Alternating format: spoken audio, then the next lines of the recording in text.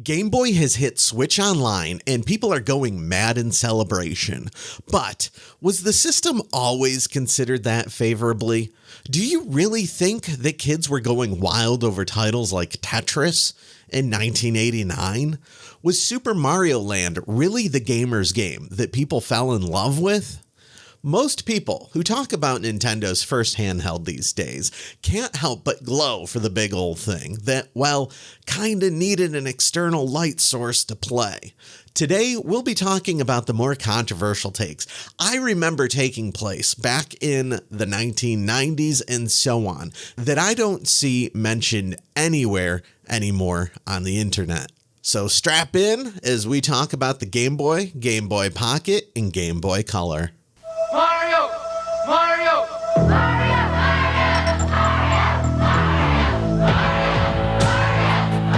In the 1980s, Nintendo was on top of the world with the 8-bit NES in America. The Sega Master System was merely obscure playground lore, and no one was really interested in it. Even the Atari 2600, the de facto system to predate the NES, could hardly be found in the wild once Nintendo fever took over. So of course, once the company who brought us Super Mario Bros., The Legend of Zelda, Metroid, and all the other classics decided to release a handheld system, we had to own it.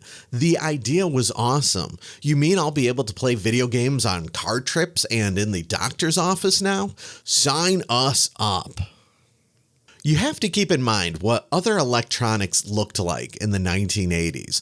They were all terrible. You see these Tiger Electronic games? People today might be nostalgic for them, but back in the day, the big open secret was that they all sucked. Of course, you wanted them for Christmas, and you would have some bragging rights if you had a big collection, because at least the branding was cool, and they reminded you of games you'd rather be playing, but hardly anyone ever took the time to actually master any of these things. I even remember debates with fellow friends on whether or not these were actually considered video games or just toys. The problem, though, was that we were clamoring for more gaming options. Lots of kids didn't even have televisions in their bedroom to play video games, and they'd have to negotiate for TV time with other family members. The hilarious thing, too, with the Tiger Electronics is that they were considered the high-end toys. There were a bunch of other battery-powered novelties that tried to mimic the feel of video games, but they were really just stocking stuffers. They were not actually that interesting and got shoved into a closet very quickly. Compared to everything else, the Game Boy was on a new level, and the commercials made it look amazing. An interesting novelty to consider is that when Game Boy first came out, nobody at all wanted that as their main machine to play video games on. You wanted an NES first. You needed to have an NES first. The Game Boy was a gaming supplement to your gaming addiction, and at that time in the early 90s, I had never met a single person who owned only a Game Boy. That would have been just bizarre. That trend didn't start to change until the release of a certain specific game a little bit later, but we'll get to that in time. So Tetris, the holy grail of gaming, Tetris, up there with games like Super Mario Bros. 3 and some of the Legend of Zelda games. Sometimes a mainstream publication will just go all in, proclaiming Tetris to be the greatest game of all time. The aged version of myself can't help but scratch my beard, ponder a little bit, and go, ah yes, that's a choice that makes sense. The 10-year-old version of myself would have been freaking out. Tetris was the pack-in title that everybody got with the Game Boy. Nintendo decided to appeal to all audiences rather than just young boys in choosing Tetris over Super Mario Land. I can't criticize the move, it obviously worked, but as a young boy, that choice was definitely not made with me in mind. Tetris is the game my mom occasionally commandeered my Game Boy for. It's one of the few games she's ever been interested in. She was also not very good at it. My dad technically enjoyed Tetris on the Game Boy, but considered the Game Boy a little too hard to see, and so he hardly ever touched it. I have absolutely zero memories of my older brother ever playing Tetris on Game Boy, despite his Game of Thrones-like power moves to hog all of the gaming crap all throughout the house. There have been several over the years, particularly in the 1990s, who have seen me playing a Game Boy and became ecstatic remembering how they used to play Tetris. None of them could really be considered a serious gamer. I have distinct memories of asking friends back in the 1990s if they liked Tetris. Today, when someone finds out you play video games, the follow-up question is, what do you play? You're expected to answer back with Fortnite, Call of Duty, Minecraft, or Tom Clancy's Rainbow Six Siege. Really, you're supposed to just say Siege. Back in the 90s, though, it was what kind of games do you like to play? Generally, the answer was a little bit of everything, but occasionally there were exceptions. Us young boys would chime in that puzzle games can be kind of boring sometimes. The genre was treated like the gaming equivalent of country music. Not a single one of my close friends growing up was overjoyed for Tetris on Game Boy. I remember groaning myself when other people mentioned Tetris. Keep in mind, though, this is all despite the fact that I actually really like Tetris, or at least I have, at times. The rest of the Game Boy lineup was rough. Super Mario Land was the game to get. Getting the new Mario game was always the thing that you wanted to do. But it was a different story when you actually went to play it. It was weird, clunky, and had bad physics. I remember pestering my dad for answers. Dad, why doesn't this thing play like the original? Why doesn't Mario move right? Why is it so stupidly frustrating? And why is Mario launching his fireballs off into space? The answer I got was, well, it's a smaller system, so they can't do as much. I later learned that this was not exactly the case because the Game Boy is capable of handling more. It's just that typically the developers didn't even try. I found Super Mario Land okay. I kind of enjoyed it, but man, was I disappointed. You may have noticed that retro gamer enthusiasts on the internet have much less knowledge of the wide variety of games on this system. The retro gamers will go on endlessly about the NES, Super Nintendo, and Sega Genesis, but almost never on the Game Boy. You want to know the real reason why that is? A lot of us got our exposure to the non-core titles through rentals. Every weekend for years and years, families would hit up rental stores, typically on weekends, and if you were lucky, you could squeeze your parents into checking out a couple video games in addition to whatever movies they wanted as well. Rental stores didn't have handheld games. There was almost no way to sample them. Cartridge games in the 80s and 90s were expensive as hell, and parents were typically not fully on board with gaming at this point. Premium tier Game Boy games back in the 1990s were going for up to $40 US. With inflation, that's more like $90 today. That is a whole heck of a lot of money to try to squeeze out of your parents. Lots of games at this time were absolute trash as well. And it's not like we knew what all the big AAA games were, or at least the equivalent for that back in the day. It was an absolute gamble. Unless it was a Mario or Zelda title, the mantra from my dad was always rent it first to make sure you like it. Even then, though, with the Mario and Zelda rule, you could occasionally get screwed. I had no idea Mario is Missing was going to be a full-on education title with no gameplay, and that sucked. So if you ended up with a Game Boy, you might have ended up with a few core franchise titles, of which some were pretty good, but then did you really want to take a chance on burning a Christmas or birthday present slot on a Game Boy title of all things? In preparation for this video, I sampled a lot of different games that I would have been more eager to take a chance on in the 90s that I never got around to actually trying out before. The Double Dragon titles, which I loved on the NES and in the arcade all got progressively worse on the Game Boy. I would have been pissed if I had received those as a Christmas or birthday present.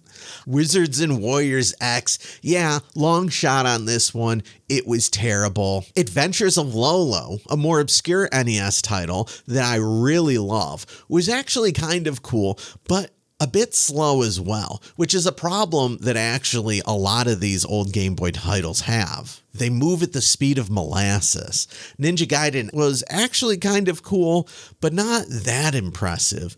Street Fighter 2 was absolute garbage. These Castlevania games, which I actually played a little bit last year in the Anniversary Collection, were neat, I suppose, but massively frustrating at parts and unfair as well. None of this is anything that I would have had a tolerance for back in the day. Today, you might think I'm fair and balanced, or at least I could be worse, but no. Young Chris did not approach these games with this exploratory mindset where he's trying to learn about the past. He wanted entertainment. So a theme emerged from the games that I was playing, the games that I was first checking out, and the games that I was taking a look at that I haven't touched in many, many years. The system was plagued with short games with poor balance that mimicked the look and feel of better games. When the Game Boy is nobody's main system, you already have an NES or later the SNES, you typically aren't asking for many of these games. You want the better version that's actually fun to play. Especially after getting burned once or twice with a poor downgraded port, you kind of learned your lesson. Now let's talk about an actual good game. Metroid 2: Return of Samus. Despite really wanting this game, I remember dreading that this game might come up subpar. I was pleasantly surprised that that wasn't the case. There was an actual real adventure stuffed in here in this tiny little cartridge. There's one big problem though that we have yet to talk about. Actually playing a Game Boy game was a massive pain. The Game Boy is not backlit. You probably already know this. A lot of watchers are probably ready to freak out and remind me that this is 1980s technology and that the Game Boy was still pretty advanced for the time. I fully understand that. However, even when this thing was coming out, I remember thinking, why the heck can't I actually see this screen? Every other screen that I have ever seen in my life, it lights up. I remember actually being confused on what was going on with this technology. It felt ancient even upon release, even if it was technically advanced at the time. Playing the Game Boy required me to sit in a specific place within my bedroom in a very specific spot on the floor against the wall. I needed to do this so that my head wasn't blocking the light I'd turn on, casting a shadow on my screen. Sitting against the wall like this was not very comfortable. You absolutely could not play this system in stealth, laying in the bed, or partake in any other of the positives handhelds are known for when playing at home. This had me grabbing for the Game Gear, the portable system from Sega, a lot more often. This is despite the fact that Sega had a lesser variety in games to choose from. Even when you could get good light on the system, you were looking at black and green, not the clean black and white that you see in the footage here, recorded from emulators. The screens were still small, and the screen blur was a real thing when the action got too fast, with motion that looked imprecise. Metroid 2 was a rough experience for me. I remember playing it outside, I remember playing at the kitchen table, and a few other locations. As an adventure game, it took some real time to play, rather than many of the titles up to that point that were much more pick up and play that you could have a full experience with in just 10 to 20 minutes. You could spend some real time with this one, which was awesome for a video game, but the game also gave me a headache. No other games were giving me headaches at that time. This was purely a Game Boy issue. As the 90s wore on, I have very few memories of friends being enthusiastic about the system. In 1994, the Super Game Boy was released for the Super Nintendo. When this came out, there is a reason why so many of my friends were hyped upon seeing it. They all experienced the Game Boy in some fashion over the years, and there was this unspoken understanding of just how big of a pain it was to play. The Super Game Boy brought the promise that we might actually be able to see these games in a new light, or really just in light. Here's a controversial fact though. Most kids still didn't have that many Game Boy games. We weren't getting that many titles because they'd typically turn out to be duds or at best lesser versions of better games for systems we already owned. You still couldn't rent the games, like I said. With that, there still weren't that many doors being opened by this new release. It's a shame too, because if you really explore the back catalog of the Game Boy, you'll find some interesting finds. It kind of feels like an excavation process checking out some of these titles. As a child, I did end up taking a chance on Final Fantasy Adventure, the first Secret of Mana game, solely by accident and played the heck out of it on the Super Game Boy. When checking out titles I never played before in preparation for this video, I stumbled upon Donkey Kong. I remember the commercial from back in the day, but it wasn't exciting enough for me to take a chance on way back then.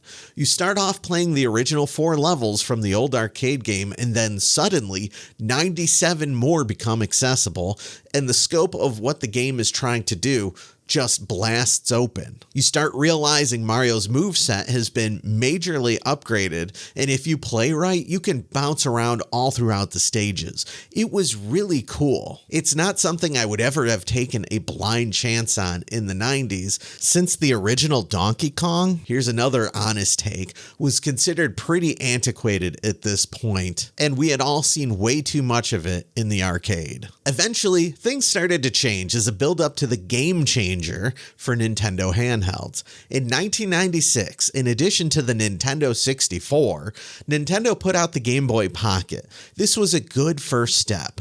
The Game Boy Pocket, no longer the absolute unit of the original fat handheld, was a slimmer version of the system with a screen that was much more clear. The system was still hanging in there with releases like the Donkey Kong Land sub-franchise, which, although I know this ends up appearing on a lot of top lists for the Game Boy, really does not handle that well in comparison to the Super Nintendo games. It really still feels like a downgraded version. Sorry.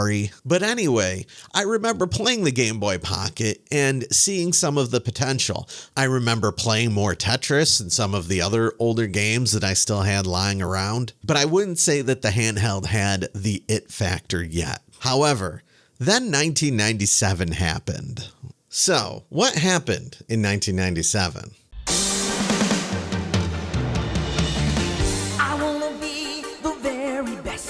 Pokemon, the English-dubbed adaptation of the Pocket Monsters anime, debuted on daily morning television. There was a dearth of content at that time, and Pokemon managed to be accessible to all ages, providing a fantasy world that built upon itself, had memorable characters that expressed emotion, and was an adventure. American cartoons had nothing like that.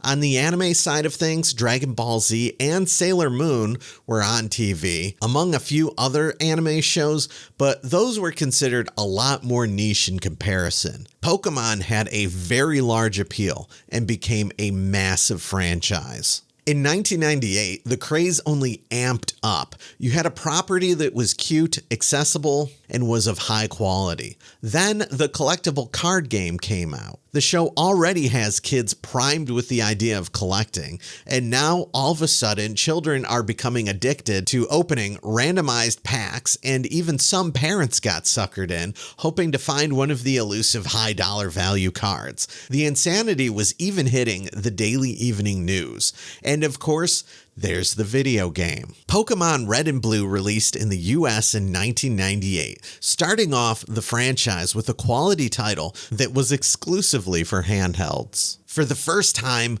we were no longer getting just watered-down console and arcade games, but instead a good long game that was exclusively for the handheld. Meanwhile, as an RPG, the gameplay did not feel held back by the hardware since ultimately the primary action took place within menus. All of the monsters from within the show are available in the game, and the game itself looked good with a cleaned up Earthbound aesthetic, drawing upon Dragon Quest, and all of the right pieces were in place. Then, just after the initial release of Pokemon Red and Blue, the Game Boy Color came out. The Game Boy Color was getting hyped in the media because all of a sudden, specific Game Boy Color releases could be played which would take advantage of the system's new capabilities. New core titles were coming out, and we were getting upgraded versions of classics like The Legend of Zelda, Link's Awakening DX. Game Boy Color was the system to play all of your original Game Boy games on, adding color to the original titles naturally. Nintendo did an amazing job at hyping up the new hardware while not burying old titles, but instead absorbing them into the fold naturally, pushing them to the top again as well. As kids, we didn't realize what was happening, but suddenly these games felt new again. A new phenomenon began to occur. Kids began to emerge that primarily played their games on one of the versions of the Game Boy. An entire line of products finally reached its potential. Other companies became quick to move, putting out core titles like remakes for the original 3 Dragon Quest games, as well as some spin-offs, Harvest Moon, a new pair of Zelda games, Mega Man Extreme, and a plethora of licensed titles. More Pokemon began to come out as well. The original Pokemon Red and Blue, followed by Yellow, at this point feel very antiquated, but the following games did add a lot of quality of life improvements. The Game Boy Color still did not have a backlight, so you still needed an external light source, which I will not lie was still disappointing. However, it was easier to deal with the higher screen quality. The cleaner screen of the Game Boy Pocket and Game Boy Color really went a long way. So let's briefly touch on the Game Boy Advance, released in 2001. When that first came out, I considered it a joke. The original version of the system still had no backlight when the Game Gear proved that it could be done way back in 1991. And it felt like there were no excuses at this point. Come on, Nintendo, it's time to get with it. It felt inexcusable. So I know the system sold, technically, but most of my friends held off on the initial release of the system. The launch title was also Super Mario Advance, a remake of Super Mario Bros. 2 from the NES. Come on. Bring us the original content, please, Nintendo. Super Mario Bros. 2 is your release game is a real strange choice, as that was an odd duck of the franchise, especially up to that point. The Game Boy Advance SP in 2003 was awesome. Finally, a version of the system that could light up games on its own and you could actually see it regardless of where you played. Quality games were trickling out, put out by companies who had previously mastered 2D, felt like very refined gems from an era that had left us behind. The system could also flip open and close, resembling the cool cell phones from the era, and you could easily fit it in your pocket and you wouldn't risk damaging the screen. The SP was doing everything. To me and many people I know, the Game Boy was a rocky product at times. When I was younger, when the Game Boy was getting decommissioned, the people I met who seemed the most nostalgic for it were people who seemed to also log the fewest number of hours into it. At the same time, though, you can't just ignore how ultimately prolific it was and became. You hardly see these types of insights on the internet these days, so I wanted to share some of my experiences. Of course, I'm only one person and from one part of the United States, so I can't speak for everyone. I would love to know your experiences and how they may have differed from mine and how much you and all of your friends loved Tetris. Leave a comment and, of course, like and subscribe. Thanks for watching.